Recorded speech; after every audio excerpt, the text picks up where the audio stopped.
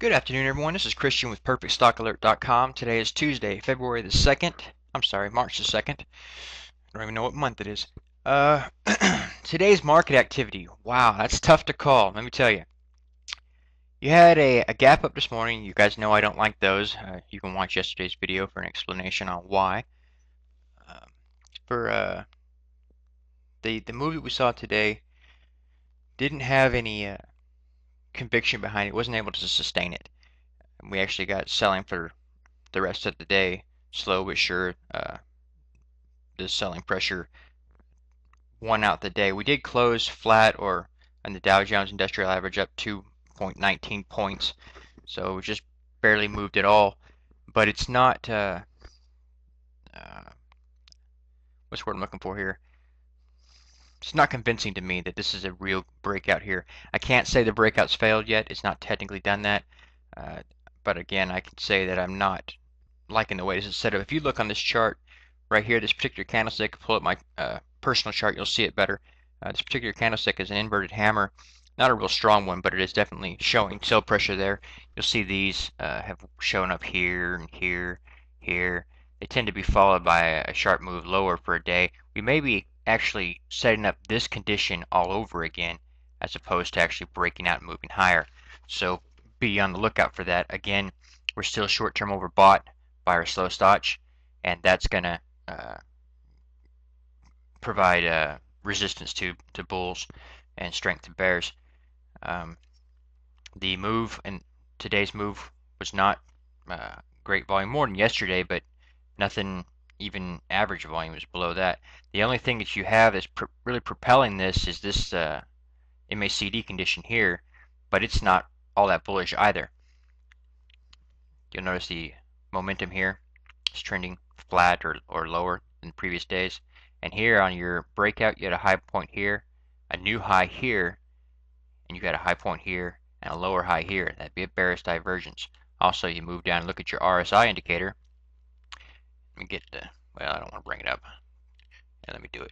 Stop being lazy. Hang on. Edit annotation.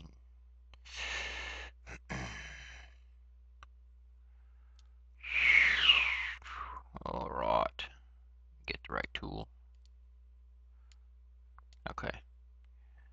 See this high point here? High point there.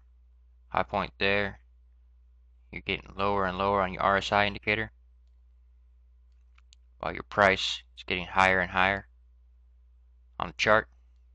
That's a bearish divergence. Don't like that. There's basically, it seems to me that as the market's moving higher and higher, and the shift happens where the price is going to stop moving higher and start to move sideways and then lower, you start to get these mixed signals like we're seeing on this chart and many charts out there. That's going to tell me basically to keep my guard up and keep a tight stop on anything I'm long. And in fact, right now, I've looked through the longs and I see a bunch of stuff that has a day or two behind it to move higher, technically speaking, but nothing that's brand spanking new. I'm looking to, oh, this has got plenty of room to move on the long side. In fact, I've got a lot more opportunities on the short side, and that's basically stack the odds in favor of the bears. So if the odds are stacked in favor of the bears, you know it's only a matter of time before they come in and they just stomp bulls. So all in all, I'm still a bear. We do have a little more room to move to the upside. It could happen, but I wouldn't be counting on it. If you're not a full access member and you want to be one, you need to go to our website, sign up, pay the $145 a year, and boom, you will be able to take a look at what we're doing in our portfolio, see how we're using this market. The MPT rating for today, that's a very tough thing to call for today. It came in at 0.7. That's on the line. Yesterday was 0.8, which is selling by smart money. 0.7 could be argued as being buying by 0.7, but that really contradicts itself and doesn't make a lot of sense to me. So instead, I think, because it's low volume, what we have going on right now, let me pull this back down. Because it's low volume here, I think that 7 is actually more selling. That's my take on this market. I could be wrong, but I don't think I am. I'll see you all tomorrow morning. Take care.